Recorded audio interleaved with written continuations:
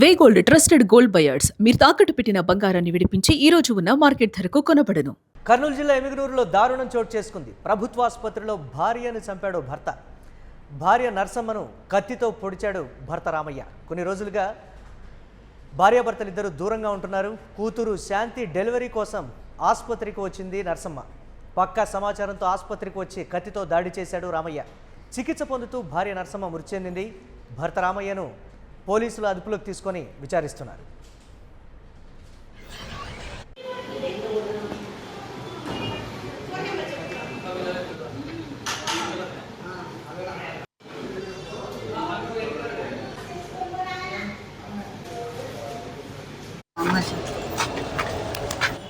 ఏం పేరు చెప్పారు?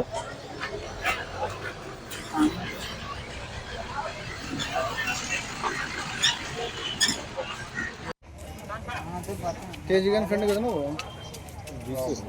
గుర్తొచ్చు. నా భార్య ఏందని అంటే ఎవరు అర్థం చేసుకోరు సార్. అదే నా భార్య ఏందని అంటే ఎవరు అర్థం చేసుకోరు. కాలం బండి వెనక వస్తుంది సార్. నా కొడుకు నా భార్య కలిసి అయిపోయినారు సార్. దసరా పోయినారు సార్.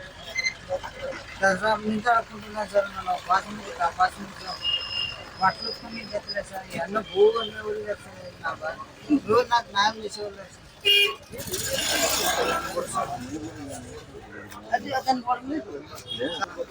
ఏం చేసావు ఇప్పుడు నువ్వు వచ్చి తాగొచ్చి?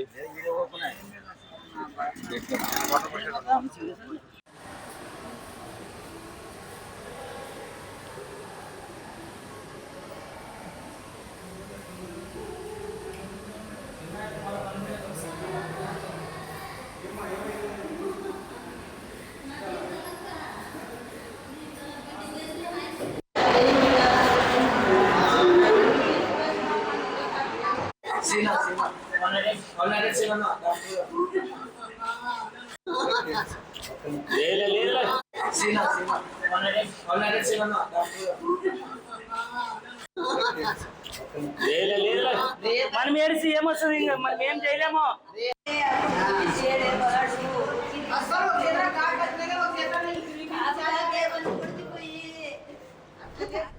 కర్నూలు జిల్లా ఎమిగనూరు ప్రభుత్వ ఆసుపత్రిలో చోటు చేసుకున్న ఈ దారుణ ఘటనకు సంబంధించి మరిన్ని అప్డేట్స్ మా కరెస్పాండెంట్ మల్లికార్జున్ అందిస్తారు. మల్లికార్జున్, ఏం చెప్తున్నాడు? ఆ భర్త ఎందుకు భార్యను చంపాల్సి వచ్చిందనే దానికి సంబంధించి పోలీసులు ఏం చెప్తున్నారు?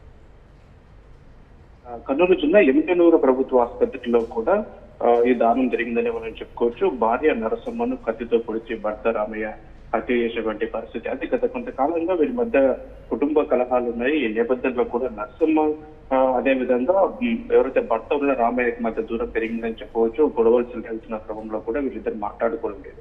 ఈ క్రమంలో కూడా ఆసుపత్రికి వచ్చిందని చెప్పి ఒక ప్లాన్ ప్రకారము ఆ ప్రాంతానికి కత్తి తీసుకొని వచ్చి అందరూ చూస్తుండగానే కత్తితో పొడిచి చెప్పినటువంటి పరిస్థితి ఉంది. అదే ముఖ్యంగా మనం చూసుకుంటే కూతురు శాంతి ఎవరైతే ఉన్నారో నరసమ్మ కూతురు, ఆమె డెలివరీ నిమిత్తం కూడా ఎమ్మెల్యే ప్రభుత్వ ఆసుపత్రికి తీసుకొని వచ్చిందని చెప్పొచ్చు. ఈ క్రమంలో కూడా అక్కడికి తన భార్య వచ్చింది, ఎలాగైనా పక్క తీర్చుకోవాలన్న కారణం చేత కూడా పూర్తిసారి తన వెంట తెచ్చుకున్నటువంటి కత్తితో కూడా పొడిచి చెప్పడం జరిగింది. వెంటనే పోలీసులు అతన్ని అదుపులోకి తీసుకొని విచారిస్తున్నారు.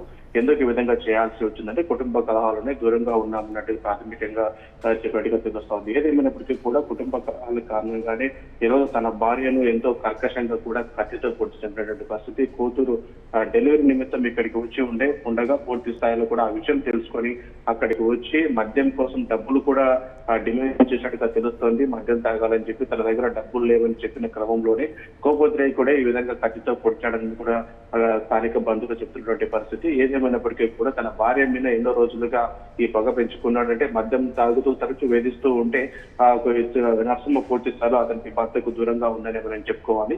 ఈ నేపథ్యంలో కూడా తనకు డబ్బులు సరిగ్గా పుట్టడం లేదు, అదేవిధంగా భార్య దూరంగా ఉంటుంది. ఈ నేపథ్యంలో కూడా ఎమ్మెనూరు ఆసుపత్రికి వచ్చింది అని చెప్పేసి తెలుసుకున్నటువంటి పూర్తి స్థాయిలో భర్త రామయ్య ఉన్నాడు.